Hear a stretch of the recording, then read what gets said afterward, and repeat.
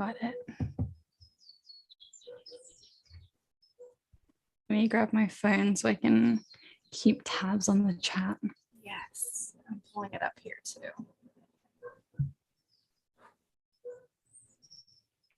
Perfect. I found it. Oh, damn, I left my book downstairs. Oh, well, that's fine. I'll remember. I remember all the important parts. If you want to run and grab it, you can. I'm sure it'll take people a minute to get on. No, it's fine. It's fine. It'll test our collective memory. Yes.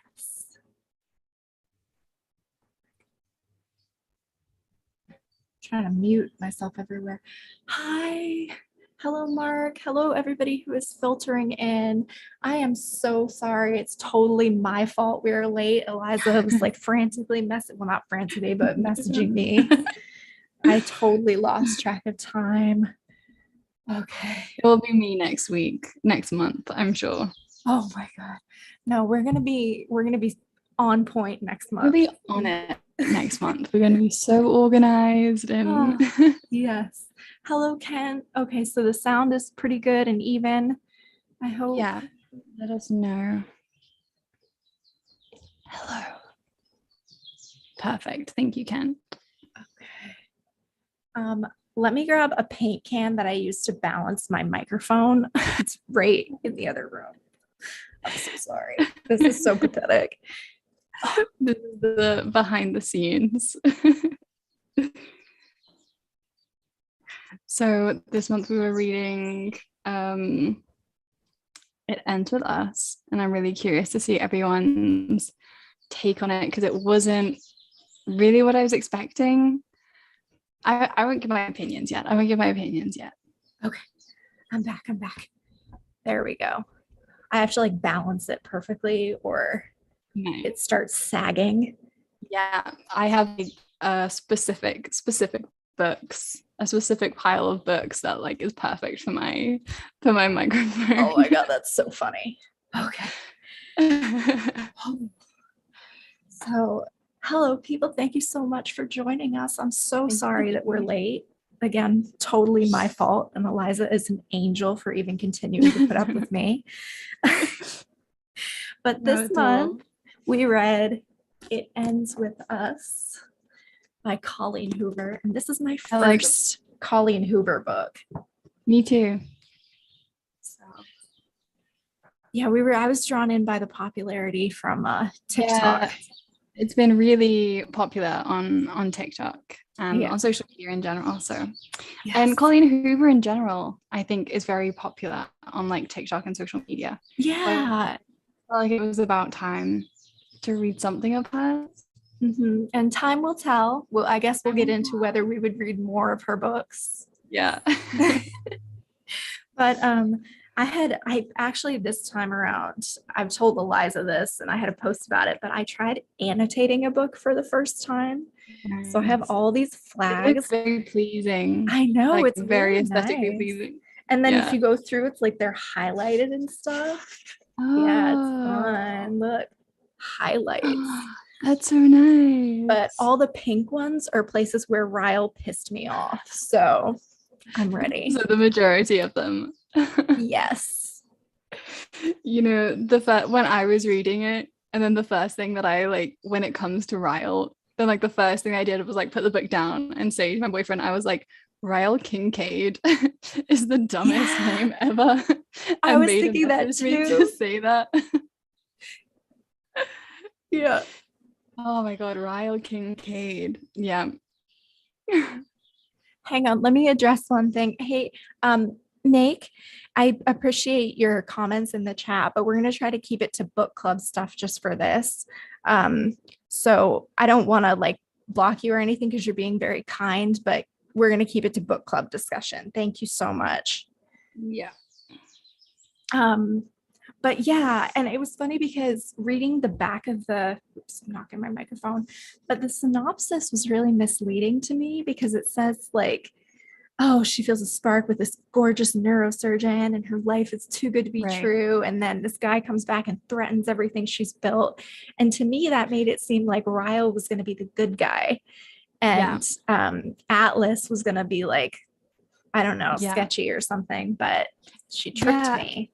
Yeah, that's what I liked about, like, at the beginning, like kind of maybe the first half of the book. I thought it was like boring, like a love triangle kind of thing. And then when there's spoilers, by the way, there's always spoilers in book club. Yeah. But then when Ryle starts, like, you know, being abusive, and then I was like, yes, this is like not a straightforward love story. It's not a love triangle. And it isn't really a love triangle at all. Like, I don't think she doesn't choose Atlas over Ryle. She like chooses herself, baby. Exactly. And it was funny because when I first started like flagging stuff about Ryle, like the red flags, it was way before I even knew he was going to be like abusive. It was just like, wow, these are major red flags. Is this going to turn into something? So, I mean, I think if the first time you meet someone, they're like trying to break a chair, I feel like that in itself would be a bit like, I'm gonna give this guy a bit of space. Yeah, my very first red flag, he spins around and kicks one of the patio chairs. I flinch as it screeches across the deck. That's the first thing I highlighted. Yeah. I was ready for it.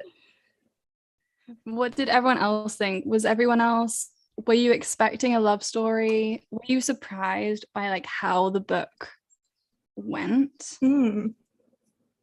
Or was it like, did you see it coming? I don't know. I was like shocked. I was surprised when we've like find out that Ryle isn't the good guy, you know? I was surprised and I was pleased because I was like, thank goodness this character that I hate isn't meant to be the good guy. Agreed. Like that was, thank God that this is not just a straightforward love story with this guy that I thought was just ridiculous, you know? His whole approach to her too, like, oh, I don't do relationships, and like it just seemed like he had really been like a jerk to women in the past, but she was going to be the difference. She's not like the other girls, and that really bothered me. Yeah, definitely. And I think she felt a bit too like, I can change him like that. Yes. Kent said, which I think is like, Kent said, this book made me glad that I'm a good father role model to my daughter. I think that's a really important part of the book. It's about like for sure the influences that you have, the relationships that you see as a child, which is usually your parents' relationship, and then the effect that that has on you when you grow up and what you look for in a relationship and what you accept. And I think that's a really important part of the book.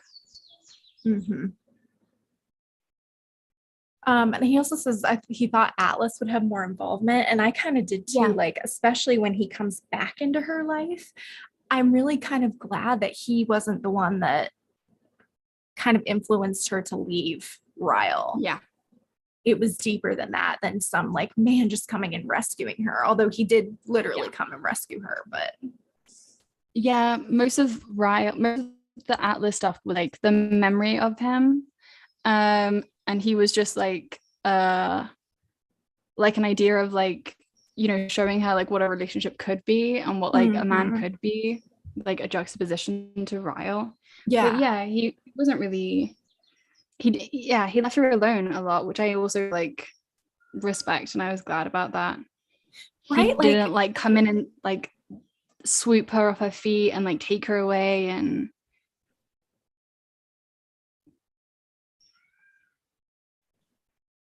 oh, did I lose you? I think so.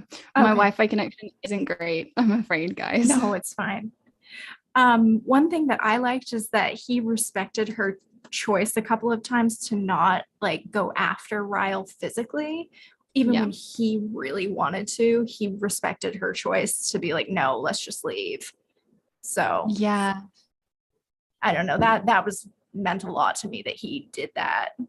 Yeah, and the fact that like when they were at the restaurant and like he saw like Lily's eye or something and saw like Ryle's fist and knew what had happened, that like meant a lot to me too. Like it was just very thoughtful and very perceptive. And agree, they shared such a history, I think, and like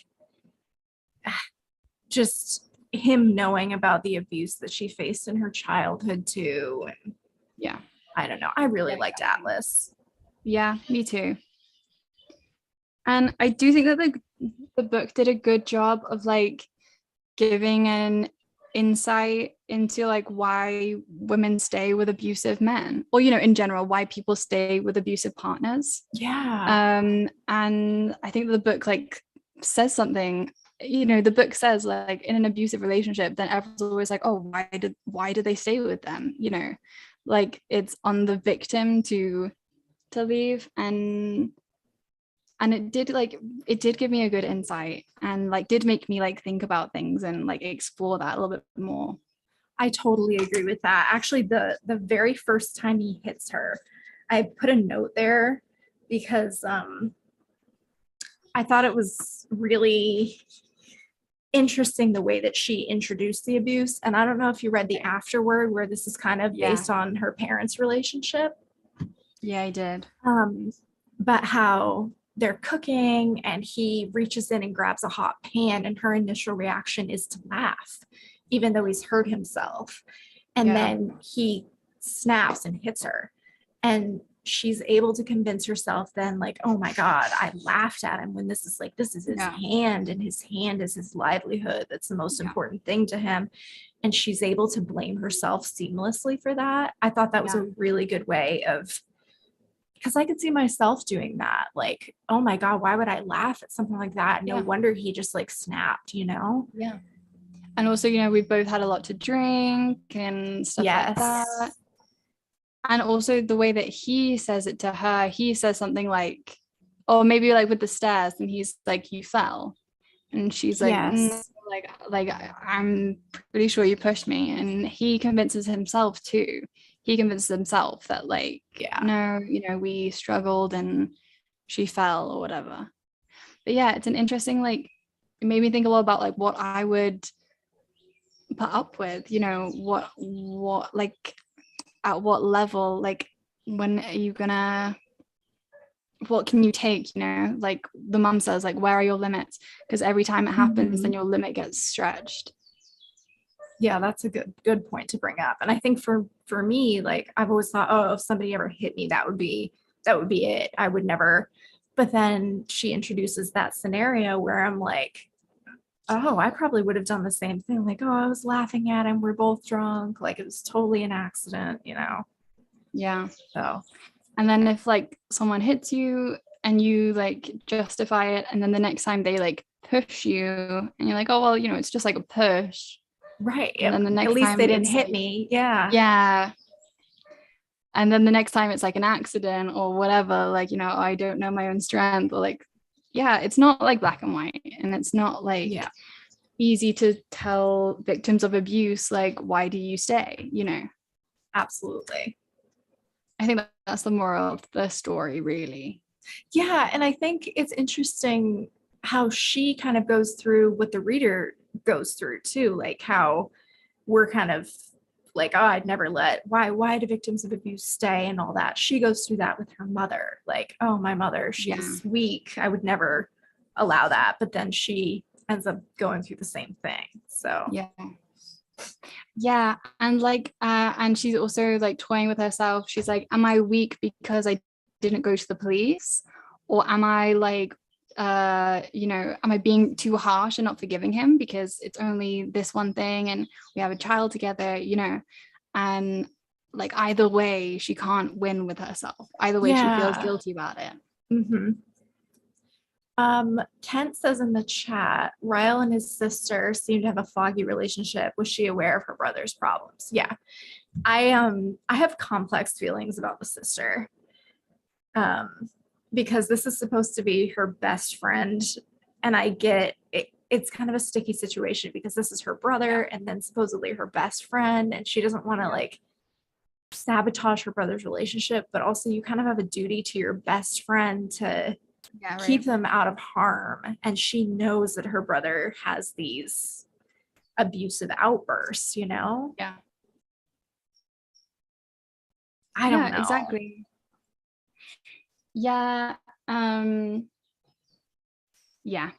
And I think that because there is like one bit, I think it's after the first time that he hits her with the oven thing, and then is it then where she says like, oh, you have to tell her what happened when we were kids? Yes. And then which I took as like, you know, you have to be forgiving, you have to be understanding because of what he went through as a kid. I took it the exact same way. Yeah.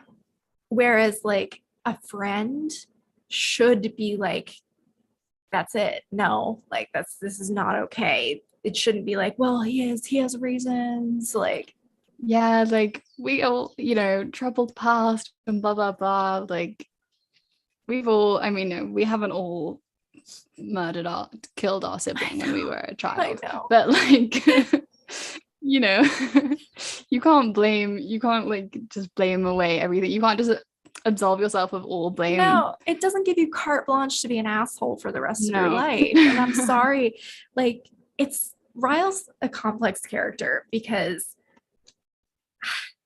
just like I think probably he does love Lily and there are probably some good things about him, but I don't know, because generally I think of abusers as just like garbage, you know, like, so I don't know how accurate his character is. Yeah, the things that I didn't like about Ryle, apart from like, you know, the abuse, I didn't like Ryle anyway because he's so like ambitious, I guess you could say. Yeah. But so like money driven and so success driven and like very selfish, like definitely puts himself first. And oh, definitely. Yeah. You know, and like doesn't think of anything of like telling Lily that he's going to go away for months to do his dream. Yeah, and then he was going to move them away from Boston when she has this like thriving business there and friends there. Exactly. So I just thought that he was a very selfish and like absorbed character anyway. Yeah, I fully agree. And there were parts of it where I also really didn't like Lily, and it had nothing to do with the abuse. Just the writing made it seem very not like the other girls. Like this guy has never been in a relationship, but she's so beautiful and perfect that she changes him. Oh my god, that whole thing about I don't date, but I can't keep you off my mind. Like I need to have you just once. I was like, oh. Like, it's so cringe. It's so cringe. And then like he's like kneeling down, literally begging her to have sex with him. Flagged it. So cringe. Of course, because I was like, that's it. No. It's so gross. Literally like, flagged it. But then suddenly drops to his knees in front of me. He wraps his arms around my waist. Please, Lily, he says through self-deprecating laughter, please have sex with me. Oh my god. Like, I want you so bad. I swear, once you have sex with me, you'll never hear from me again. I promise. Which is what every woman wants to hear, you know? Exactly. That's how you seduce a woman. you get down on your knees and beg and promise to never contact them again. Yeah. I just need to get you out of my system. It's like, dude, gross. I think it was about that point where I told you, I was like, I might have to not finish this book. I might not be able to read anymore. Because I thought that it was going to be like that for like the entire book. And then thankfully it wasn't. I'm going to skip ahead quite a bit and maybe we should come back to this, but I'm going to ask you and then how do you feel about her letting him be a father to their child? That's a good point. And it's hard to judge in that situation because I've luckily never been a victim of abuse. I've never been in this type of relationship, blah, blah, blah, but I have opinions. Yeah.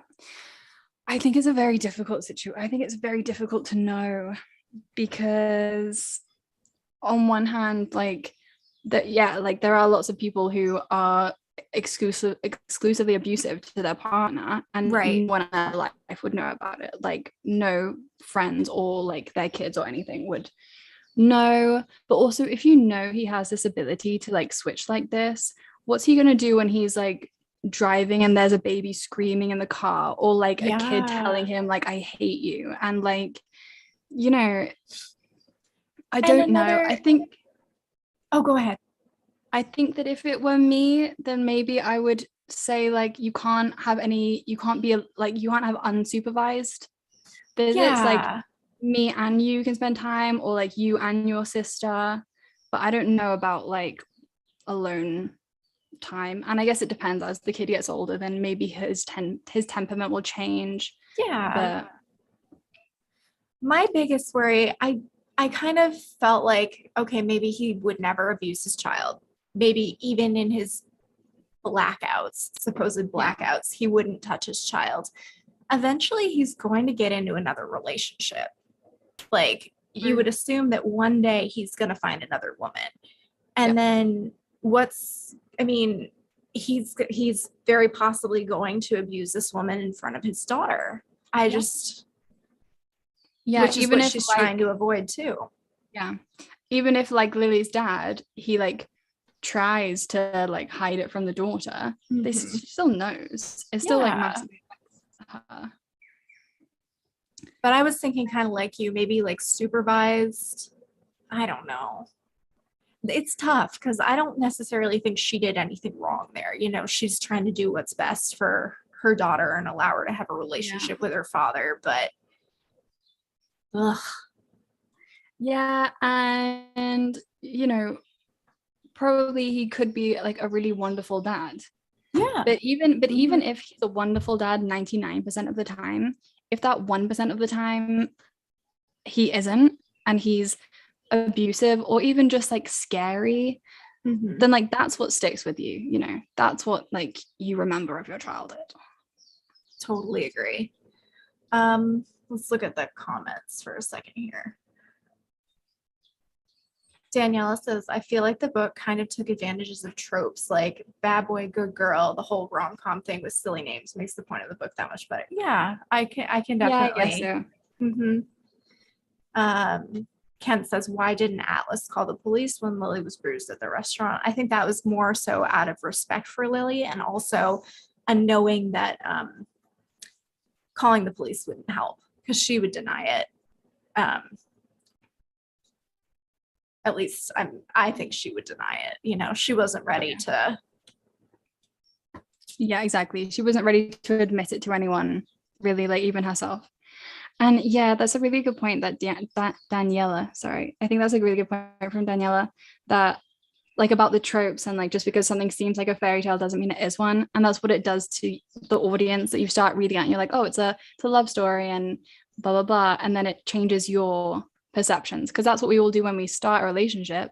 Then we like think like, oh, this is a perfect love story, and then things can change. Yeah. Um, and then another really good point. Kent says Ryle didn't give much room for Lily to explain her relationship with Atlas. You have current relationships and you have past relationships. Ryle played the field, but Lily was supposed to be a nun. Like, Yeah. that's, yeah. Yeah, Ryle like made a point of like, Ryle talks about like, oh, I sleep with so many women, but I don't date any of them. Yeah. But for Lily to have dated one man in her past, then he's like so jealous and so controlling.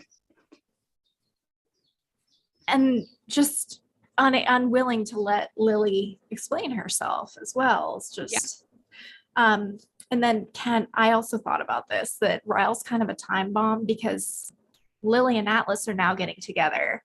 And that was the thing that set him off in the first place. So now he's going to be like, I knew it the whole time. And yeah. How do we think he's going to react to that? It's not going to be positive.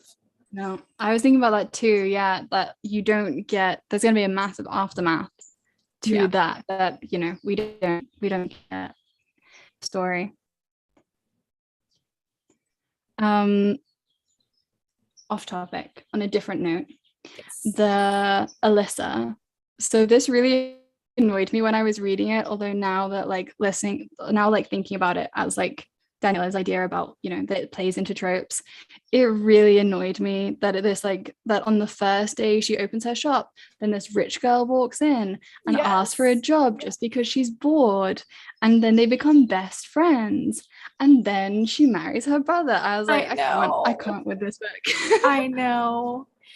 Uh, and there's somehow Alyssa and her husband, was it Mark? I can't remember.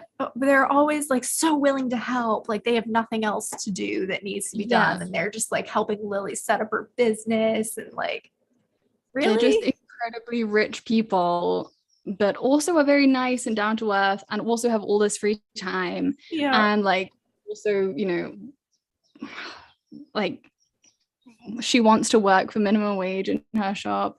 I Mhm. don't know. You're right. That whole situation was just like, come on. Yeah.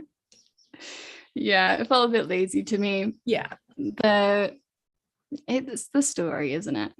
This is the interesting thing about this book, that like while I was reading it, then I was like so annoyed by like so much of it, like things like that, and like tropes and like annoying things that the characters do and say. But then since I've finished and I like complained about loads while I was reading it, and then since I've finished reading it, then I've like thought about it a lot, and it's been on my mind a lot, and like the Yeah. bigger like themes that I've been like thinking about a lot. That's why it was hard for me to like to judge this book, because it had a big impact on me, but at the time I thought it was so dumb. Yeah. I actually held off on rating it. Because I knew my opinion of it was changing. Like on Goodreads, I have it marked as read, but I haven't rated it yet. Yeah. And the longer I'm away from it, the less favorably I'm looking on it, Really? actually. Yeah. I think I'm the opposite, actually. Hmm. The farther I'm away from it, the more I'm like, no, okay. I've forgotten about Ryle begging Lily to have sex with him. So Um, yeah, there were so many things about Ryle that bothered me, but overall, when I first ended it, I was like, oh, the writing was good. Like aside from some of those silly things, but I thought that the writing overall was pretty good. yeah. Um, but in general, it's also not the type of book I normally read, like kind of like a domestic romance Yeah. type. Romance, drama. Yeah, Yeah. it's not my usual cup of tea, but Can we do a little let's, poll in the chat, see what everyone else rated it? yeah, let's see. Okay. Get my keyboard over here.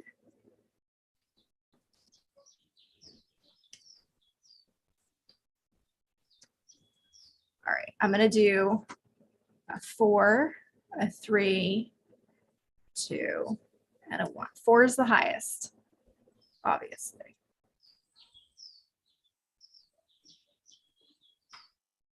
Oh, I can't vote in my own poll. I always forget. Oh, That's okay though.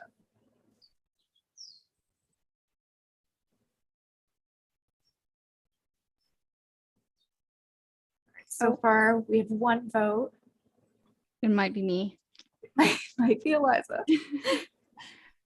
Waiting for others, waiting for others. 3 votes. Oh, everybody's saying a 3. Oh.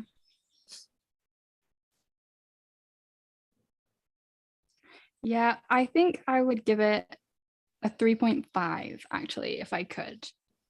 Mm. Yeah, I think I'd probably give it a solid 3. Yeah. I was leaning a little lower. I was gonna go like a 2, Yeah.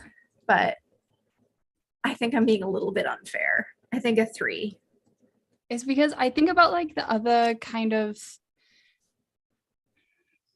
books like this that we read. Well, we haven't really read any other books like this in book club, but thinking about the other kind of like drama, like the Little Fires Everywhere, and like the Last Flight, I thought that was quite a kind of domestic drama book, even though it was advertised as a thriller. And this book, I've definitely thought about this. This book was definitely more thought provoking for me than any of the other ones, and like it definitely like affected me more, I guess. Yeah, I can see that. And I think for me it did too, like especially I think the scene where he was the last time he really beat her up, that was Yeah. really upsetting to me. Yeah. and I read a lot of like violence. So it was surprising to me that that was so upsetting to me, but it was. Yeah. And when she was at Atlas's house, actually, I found like that whole kind of period when she decided to leave him, well, she wasn't 100% sure what she was going to do. I did find that like very, yeah, emotional. How do you feel about Atlas having lied about having a girlfriend? I thought that was kind of funny. Tell me again, sorry. So it broke up a little bit. Oh, sorry. I said, how do you feel about Atlas lying to her about having a girlfriend? I feel like fine about it, because I was like, well, from like the moment he said it, then I was like, well, obviously that's not true. And then Lily was like so shocked and hurt, and I was like, bro, of course he doesn't have a girlfriend. You just like acted like as if you had been with this guy for a year. Like she was like, oh, this is Ryle. I met him a year ago. And then Alice was like, yes, I also have a girlfriend that I met a year ago. I was like, you know, it's not a shock that this was a lie. I know, it was so funny. Oh, yes, me too. I flagged it because I was getting irritated because so my first flag is this guy sucks, which is for Ryle. And then I started doing purple because I was like, oh man, does Atlas suck too? Because after telling her he has a girlfriend, he's like, I will say, I kind of wish that this could have happened a year ago, like we met back up. And I was okay with that when I realized, oh, he's lying about his girlfriend. But I was like, what a jerk. He has a girlfriend and he's like, oh, I'd rather be with you. It's like, oh. But he didn't have a girlfriend, so it's okay. No, he didn't have I take it back. It was just he was embarrassed about not having a girlfriend. I don't know. It was the way he said it was so funny too. Like, oh, I too have a girlfriend that I started dating a year ago. It's going well. 1 year, you say? Same with me and my girlfriend. My very real girlfriend have also been going out for 1 year. Yes. Oh, hi, Tony. It's nice to see you. Tony. Danielle says the way she tricked us and made us forgive Ryle was very good, but some smaller choices in execution, like the whole begging thing in writing, is not the best. Yes, agree completely. That begging scene had me going like, I was like, are you kidding me? This guy is. Yeah. No, I was like, it was so gross. It made me so icky. And the fact that it worked. Yeah, I know. I was like, come on, Lily. You're better than that, Lily. It's gross. And I think that the book would have been more effective for me if I liked Ryle more from the get-go. It would have been more heartbreaking and more like upsetting and more I agree. I had already I think that it would have had more shock value when he first hit her and really had more impact on me if I didn't already hate him so much. Yeah, exactly. When he first hit her, then I was like, yes, because this means that she's not going to end up with him. Yeah. And I was kind of like, oh, there it is. Like, finally. Yeah. Yeah, although there was a moment there, like at the end of the book, where I was like, shit, is she going to take him back? Yes, when they're in the hospital. Like, yeah. Like, ooh. If that's how that book ended, that would have been shocking. I know. And you know what? I would have accepted it just because that is how it ends for so many women. And that's awful. Yeah. And it would have been a devastating ending, but it would have been pretty accurate, I think. Yeah. Yeah. The book, it could have been more impactful if that was the case. If we liked him more from the beginning. But I'm glad that it had like a happy ending. Me too. I wanted it to have a happy ending. Yeah. And I'm glad she ended up with Atlas, even though like that wasn't the point of the story. It was good that I like that she did. I like that she did too. I like Atlas. He was so sweet. Atlas was sweet, and he was good at cooking. I know. Also, the thing with One of the like tropes that annoyed me is that just like everyone was like instantly and easily successful, you know, like Right? Like, how Atlas. old was she? She was like 25, right? Yeah, and like Atlas is 2 years older than her and was in the army, and now he's like a rich and successful business owner who owns like I think he owns like more than one restaurant He was now. opening his And second one, and before that, he had owned like a cafe or something. And I don't know if I he was still like, had that. this is unrealistic expectations for people in their 20s or Right? 30s. And like Alyssa and her husband also being super rich and successful, Uh-huh. and Ryle being a neurosurgeon rather than just being like a GP, like a doctor. So funny. And Lily just like not even, oh, okay, I know that Lily, did Lily like study business? She liked gardening and Yeah, then she studied business studied at business. uni. Okay, fine. I'll let But her off then. I mean, I guess you can let her off the hook, but come on, like not everybody has daddy's money to go and open their own business when they're 25 years old. And just be like so instantly successful. Yeah, Anyway, that was frustrating to me, yeah. especially with how young they all were. Yeah. Oh, and they got married so young and had I a baby so know young. everybody's having kids super young, and I I mean, just pretended that they were all like 10 years older than they were meant to be. I think that was a good decision on your behalf. Yeah. Because I mean, I guess No. maybe people who already are super successful, it would make sense to get married and have babies, but it's like, how do you have all this success so early? Yeah. And also, they were only together for 6 months before they got married. Yes. If But that's not a red flag, oh, a doggy's coming to see me. You might see her. my goodness. I'm in the way. She's gonna. I want to see. Hi, Kaya. You can't see her. Oh. You see her? Not really. No, I can see her. No. Oh, there, I saw a little tail. Yeah, she's gone. Koopy's in the other room lying in the air conditioning. Oh, He's so cute. Babies. oh bless him. Okay, she's coming back. Does not still ground the other way. Can you? Oh, here you go. You get a little head. Hey, Gaia. It's a bit sunny. Your picture froze. There we go. Oh no, you missed her. I missed her. I totally did. It was right when she was coming back. Oh no. Yeah. Cool. Next time. Yes. Let me have a look. I'm looking at the comment. Me too. We're discussing this. What are we discussing? It ends with us. Yes. Sorry. I should put that in the title. I can edit that real quick while Eliza looks at the comments. Yeah. Let me have a look. Yeah, it's true that we didn't get as much of an insight into Atlas's. Like Atlas didn't feel as of a developed character, maybe, because there wasn't as much time to.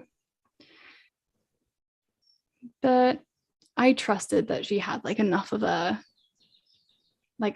childhood love for him.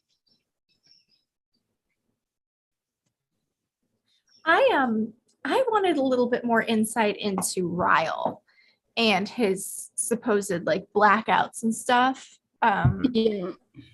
And the kind of treatment that he was going through too, because is this something that he's ever going to be able to get over? Because he's been in therapy since he was like 6 years old. So yeah, is this ever going to change? It doesn't seem like it, unfortunately. Yeah, and we never really got like Ryle's point of view. We got what Ryle said to everyone else, but like I think that Ryle is like very manipulative, or he can be very manipulative, and so I don't know if what he says is how he actually feels. So yeah, it would have been nice to know how he feels, but I guess that's also the point, that you don't know like what he's saying to placate, to Placate? Lily? Placate. Like what he's saying, just placate. Placate. One of those words that you like read and you never say exactly out loud. like epitome, epitome.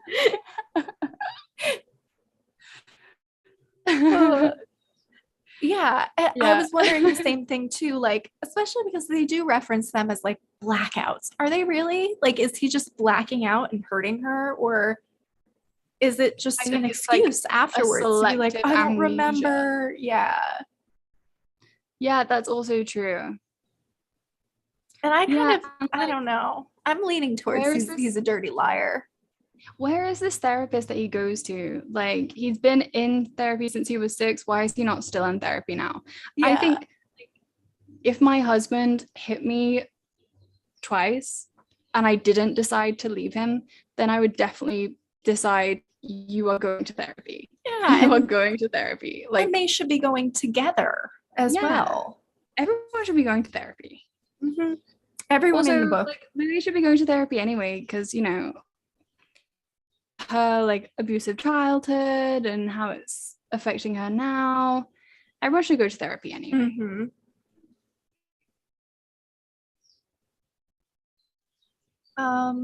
Let's see here.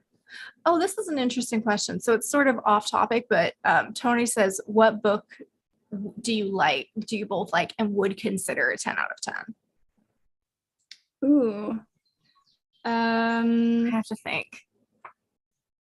The book, like books that me and Veda both like? Or just something, what about something that you like and would rate a 10 out of 10? I'm looking at my Goodreads. Maybe a 9 out of 10. I would do Song of Achilles. Oh, that's a 10 out of 10 for me. Song of Achilles is a 10 out of 10. Yeah. That was a really, Veda recommended that book to me. And yeah, it was a 10 out of 10. 9.5 out of 10. It's emotionally devastating and very, very good. Yeah. It was very, very well written. Very heart-wrenching. Yeah, that was a lovely book. Mm-hmm. Recently, go ahead. No, you go ahead. This is sort of a strange pick because I don't think literarily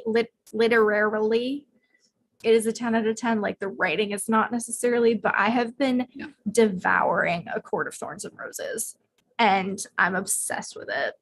Yes. I actually haven't started reading it yet. Oh, you have to. You have to start reading it. I'm currently reading a book. Once I finish it, then I'll let you know. Yeah, it's fun. Yeah. Oh, you know what? My favorite, probably my favorite book is Outlander. Really? Yeah. Huh. The first book, it's a really long series. There's like, I don't know, maybe like 8 books.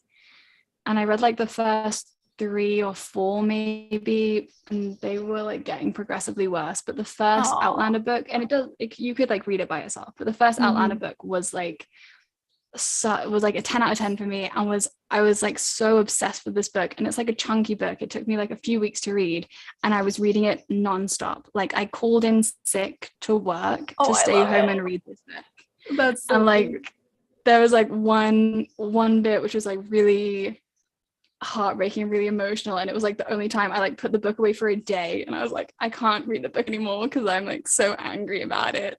Oh, that's and then the next day that I was like devouring it again. So yeah. I was born in 1989, so the Harry Potter series is always going to be like one of my favorites. And I know J.K. Rowling's kind of a piece of trash, or not kind of, it is a piece of trash now, but the Harry Potter series. Yeah, you can like appreciate the art while disliking the artist. I agree, especially when you started appreciating the art long before the artist was known to be a piece of trash. Yeah, exactly. and also when you're young, when you're a kid, you know. Yeah. So Kent says, what did Lily's other employees think of her abuse? Can you really hide abuse? Yes. I have one more book. Yeah, she has one more. It's which very I think important. is a 10 out of 10.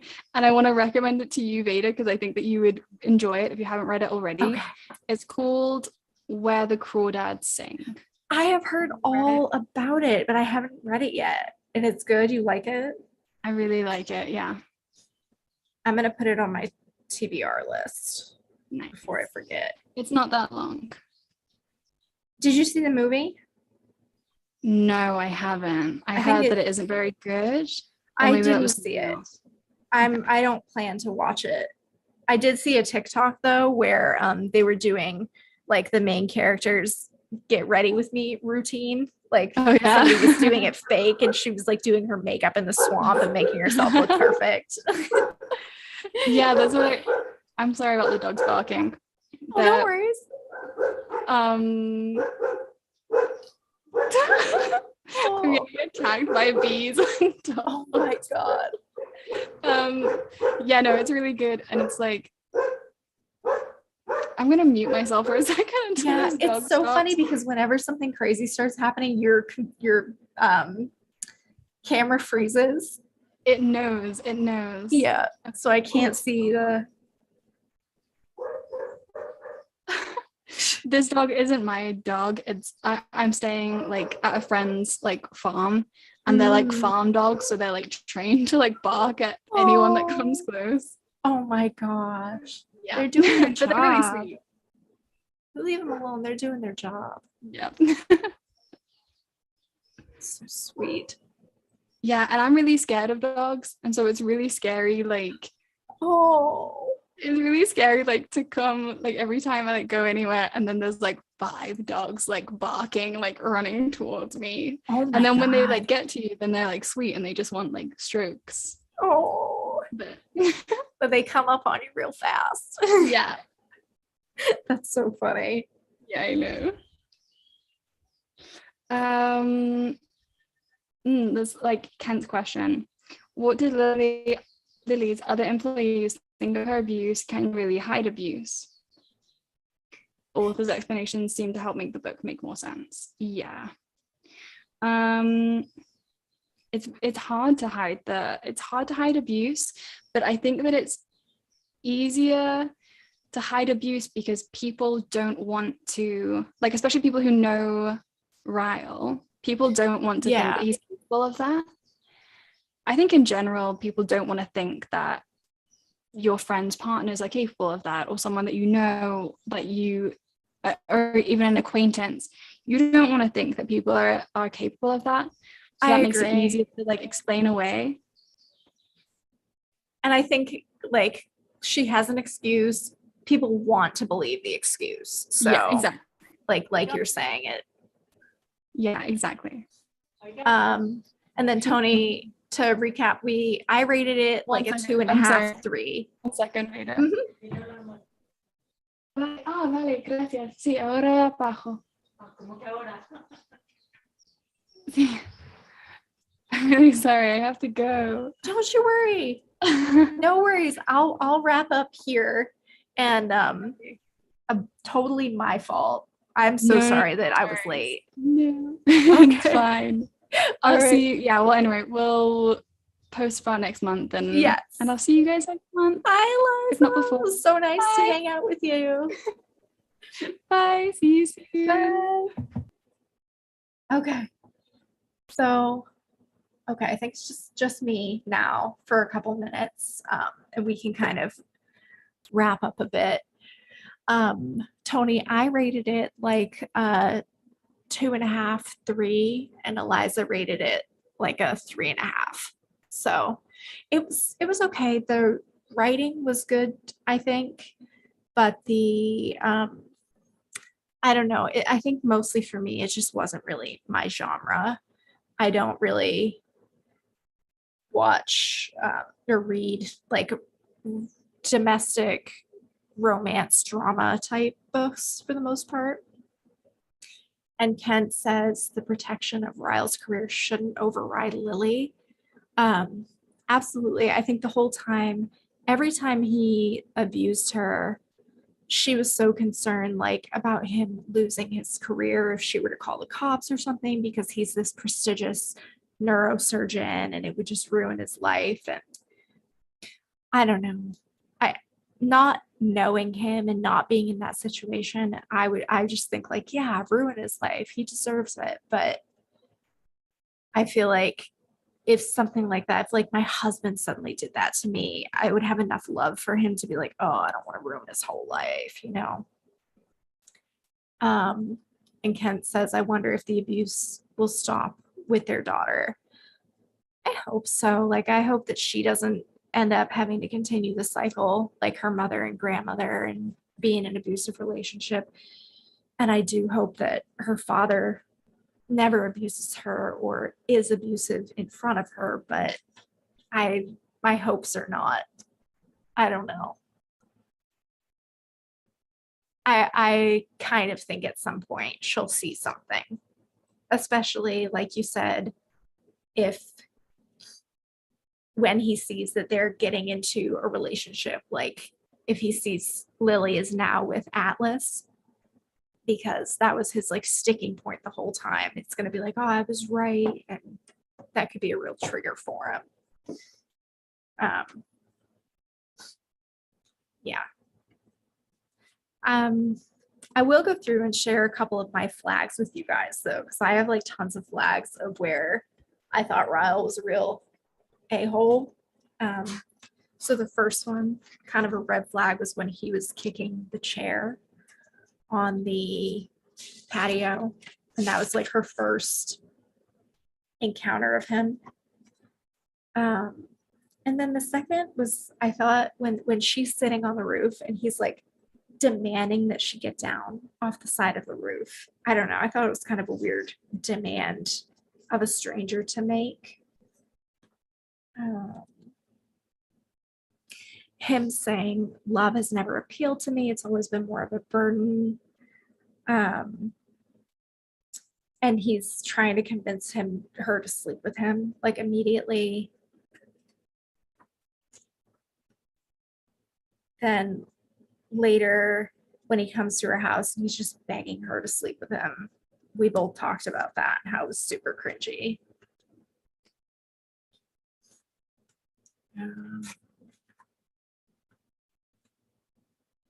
Oh, when his sister said, he's never in the history of being Ryle Kincaid met a girl's parents. Just like, it seems like he's kind of always treated his past partners poorly. And even if he's like upfront about that, I just thought it was very not like the other girls that he would suddenly want to change for Lily because she's so special.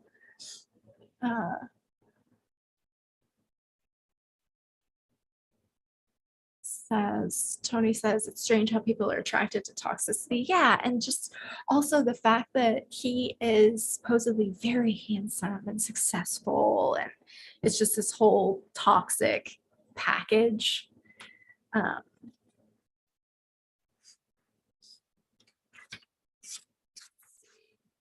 and then I think my flags start getting more into the abuse. Oh, there's a part where he's telling her how special she is and these good things about her, right? So she first tells him like, I worry about you sometimes, but I really like your ambition. I think it's one of my favorite things about you, saying a positive thing about him. But then he says, you know what I like most about you? And I'm like, oh, he's going to say something nice about her.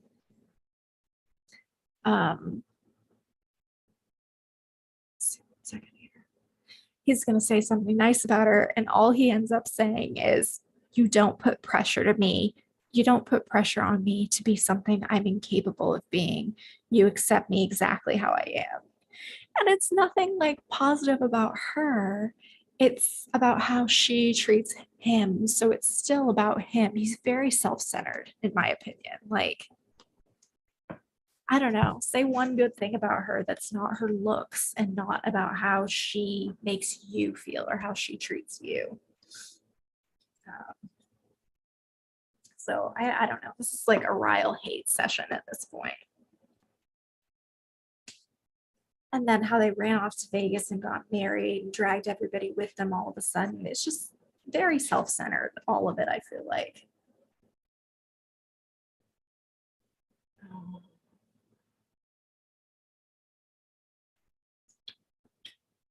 Oh, and then when he's telling her about his past and saying, I would never tell you this because I want it to be to excuse my behavior.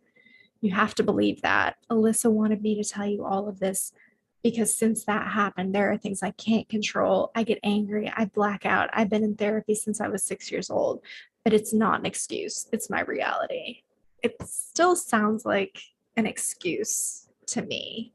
Like he's using that horrible situation to excuse any bad he is doing during his blackouts.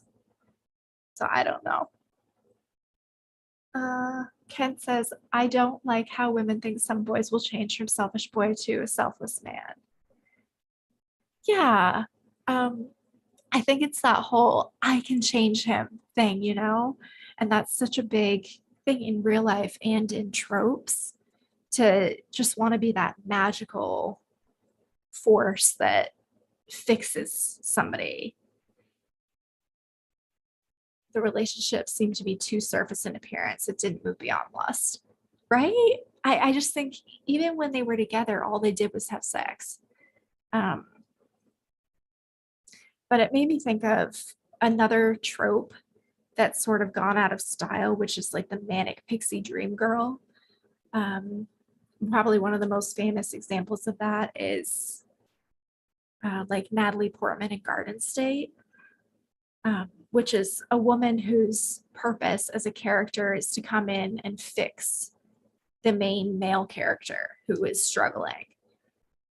And I don't know, I think that's kind of related to the I can fix him thing, having that manic pixie dream girl whose only purpose is to be whimsical and teach the main character how to let go of his pain and move on and fix himself.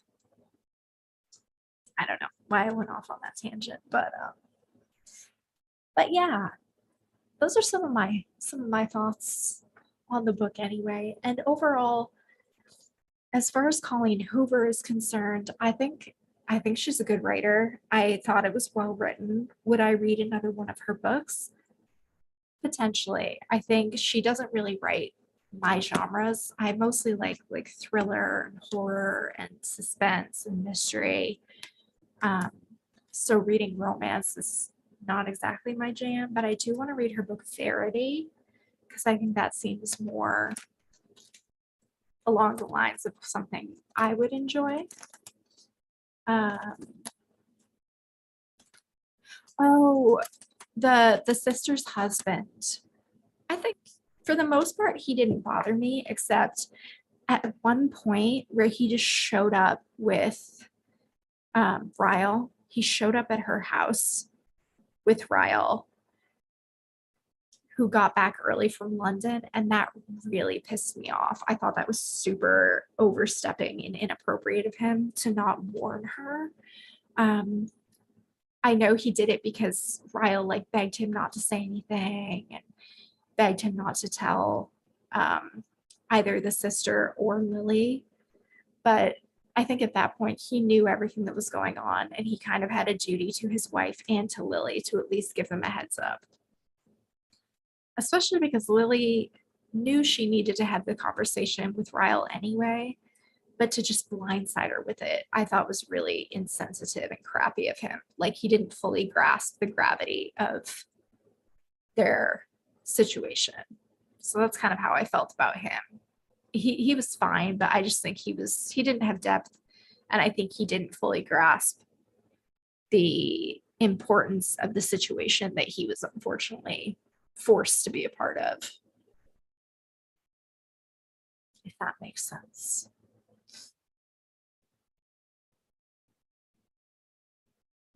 Yes.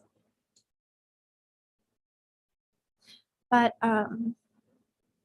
so going forward for next month, we were going to do a double feature of sorts. We're going to do two novellas. and I'll make a community post about this, but they're going to be We Have Always Lived in the Castle by Shirley Jackson, which I have read before and I actually really, really like. And we're going to do The Turn of the Screw. So two kind of classic novellas. Neither one is like super long. So that should be fun.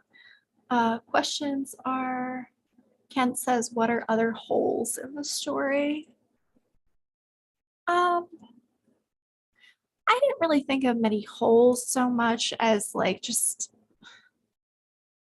kind of character tropes to me would be the biggest problem in this story. And maybe not even a problem. I think maybe it was a choice on the author's part and I'm fine with it. But just like the trope of the bored rich girl who's super nice and is going to help with everything. And I don't know. And then Tony says, have you considered having an author on a future live? I think that would be really cool. I would definitely tone down my criticism if we were to have an author on, because as somebody who used to really enjoy writing in the past, and I've been in a lot of writing classes and writing circles where you're given feedback, I definitely wouldn't want to be as harsh as I have been, especially because I can't even imagine how difficult it would be to write something like this, because I've written before like short stories, which maybe I can share with you in a video sometime, but I don't think I would be capable of writing a novel. So even to somebody who can write a novel, even one that I maybe didn't like, which I did like this one, but kudos to them because that's a big deal. But yeah, it would be fun to have an author on a future live stream. So I don't know, it's kind of tough because our live streams aren't extremely popular and we don't get a lot of more spam.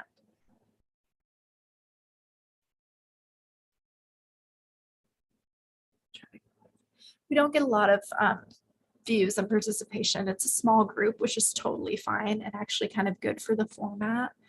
But I don't know if an author would be interested in joining us. So maybe someday that could be fun.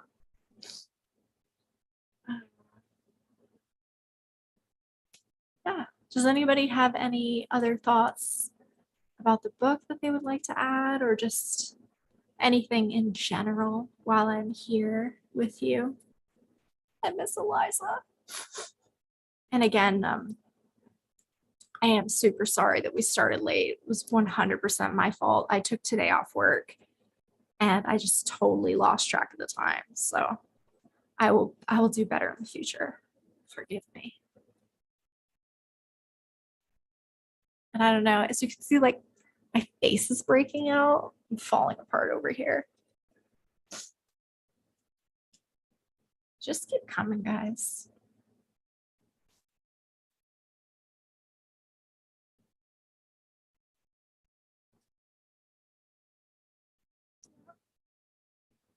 See if we have any comments. Kent says no worries. Thank you, Kent. And thank you for your continued participation in book club. You always come with so many good things to say. Tammy says she just read Verity. It's a good book. I'll have to read it because I do like Colleen Hoover's writing, and I think Verity would be of interest to me. I have so many books on my Kindle right now because I'm going to be away from my house for a couple of weeks.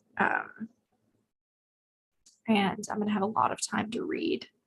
So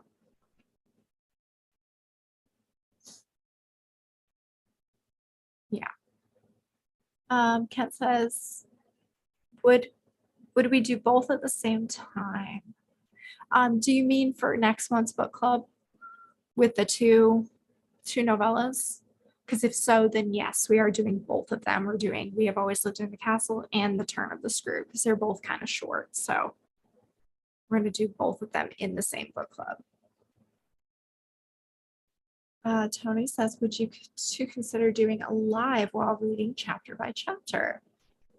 That's interesting. I think it might be kind of hard because it would be such a long live stream. And also, I always worry about having live discussions or anything before the book is finished because people like to ruin things, and I hate having things spoiled. So I always worry about that. And that's part of why when I do a book club, I announce the book and then only discuss it at the very end of the month instead of doing like, okay, we're going to discuss the first half of it or something halfway through the month. Because I always worry that somebody's going to come in and just ruin it. Because we can't have nice things. People suck. Not all people. Most people are nice, but some people.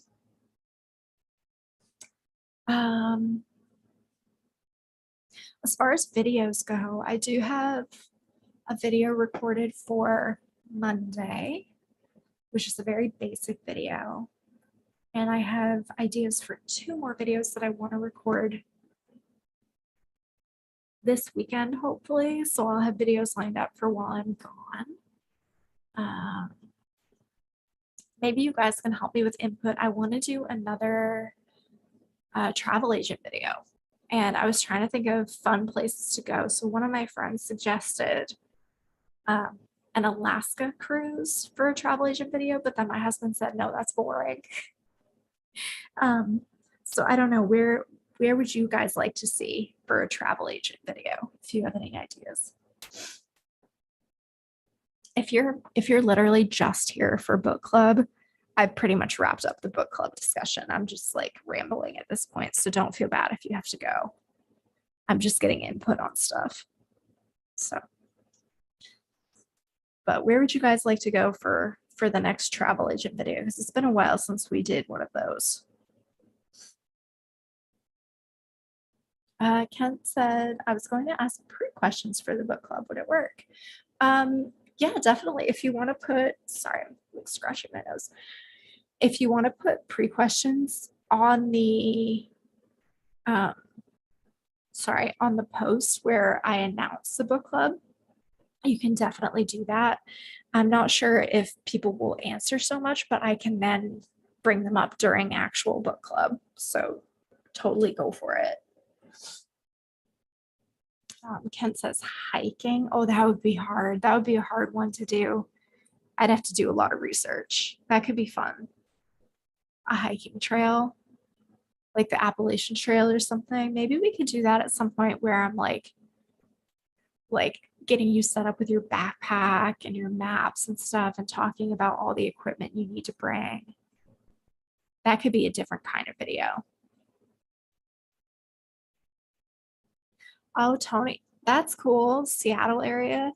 I think for that, I would like to do a realtor one for the Seattle area because I haven't really focused on that area yet for realtor videos. That could be cool. I could find you your multi-million-dollar mansion in Seattle, Tony. We were actually looking at Seattle a couple of years ago.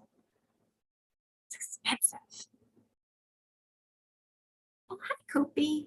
Hi, Puppy Bear. Let me take a picture and show you guys. A baby. It's my baby over in the corner. Being super duper cute. Oh, hi, honey. Are you a good boy? You're the best boy in the world. Oh, world famous zoos. That's fun. Yeah. Okay. Well, I won't hold you guys hostage any longer. Thank you so much for joining and hanging out and talking about the book. And Eliza and I will see you next month. Have some good ideas coming in the comments. For video, Sleepy in Seattle. That's cute. Yeah. So I'll see you guys soon, and then maybe be able to do some more live streams after I'm back. But let's see. Forgot to end the poll so long ago.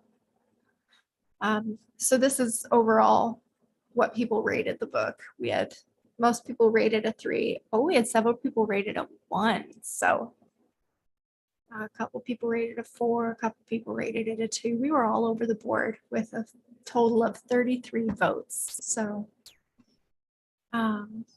thank you guys for coming and hanging out, and I will see you soon in a video, probably on Monday. And if you have not seen my most recent Follow My Instructions video, that is available for you to check out.